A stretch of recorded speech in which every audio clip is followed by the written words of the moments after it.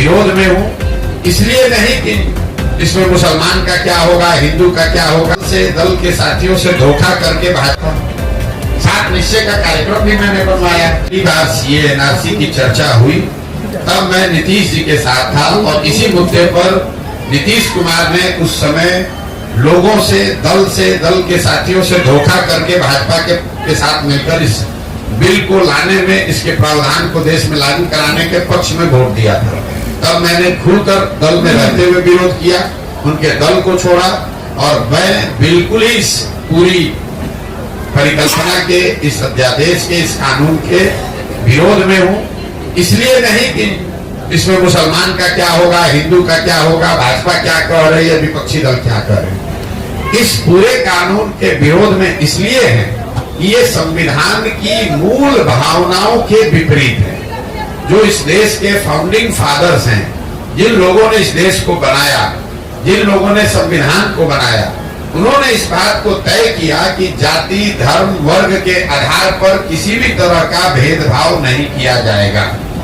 तो जैसे ही आप नागरिकता को धर्म से जोड़ेंगे, चाहे आपकी मंशा ठीक हो या खराब हो, अलग विवाद का मामला है, बहस का मुद्दा है, लेकिन आप संविधान की या इस देश को बनाने वालों की जो मूल भावना है उसका अनादर कर रहे हैं।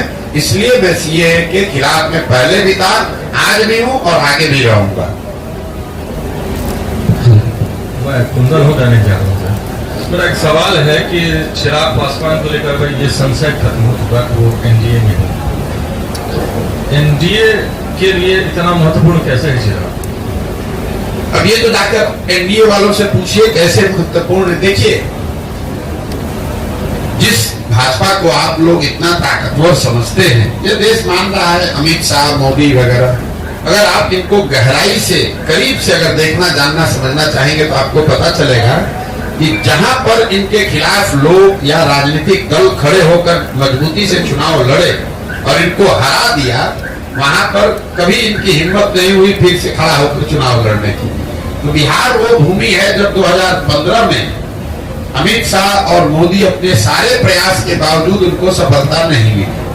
और वो जो डर है, वो इतना बड़ा डर है हारने का। जब आपको ज्यादातर जगह पर आसान जीत मिलती है, तो कहीं पर जब आप हार जाते हैं तो आप उससे डरते बहुत ज्यादा है। तो कहीं ना कहीं भाजपा को ये डर है, भाजपा की लीडरशिप को, कि बिहार की जो राजनीतिक मैं कहूंगा पृष्ठभूमि है, यहाँ का जो सोशल फैब्रिक है, जो यहाँ समाजवाद की जड़ें हैं, वो इतनी मजबूत हैं या इतनी गहरी हैं कि भाजपा के लिए इतना आसान नहीं है कि पूरे बिहार को अपने एक मोदी के स्लोगन पर जीत लिया जाए। ऐसा उनको लगता है। सच्चाई क्या है ये तो भगवान जाने, लेकिन ऐसा उनको लगता है। इसीलिए वो इस तरह के गठबंधन, जैसे नीतीश कुमार के लिए अभी कुछ महीना पहले आकर यही अमित शाह ने मंच से खड़े होकर कहा कि बिहार की जनता, एक एक आदमी सुन लीजिए, चुनाव से पहले या बाद किसी भी हालत में नीतीश कुमार को वापस नहीं लिया जाएगा। इनके लिए भाजपा के दरवाजे हमेशा के लिए बंद। वही अमित शाह जो इतनी बड़ी बड़ी बात बोलते हैं, ये लोग दावा करते हैं हम 400 सीट जीतेंगे। नीतीश कुमार जैसा आदमी जो कि बिहार में रहने वाला साधारण राजनीतिक समझ रखने वाला आदमी भी जानता है कि नीतीश कुमार के राजनीतिक वजूद बिहार में अब कोई बहुत मजबूत नहीं है। ये उनके राजनीति का अंतिम दौर है। लेकिन अगर वो भी वापस आ रहे हैं तो भाजपा को उसको मानने, स्वीकार करने में कोई दिक्कत नहीं है।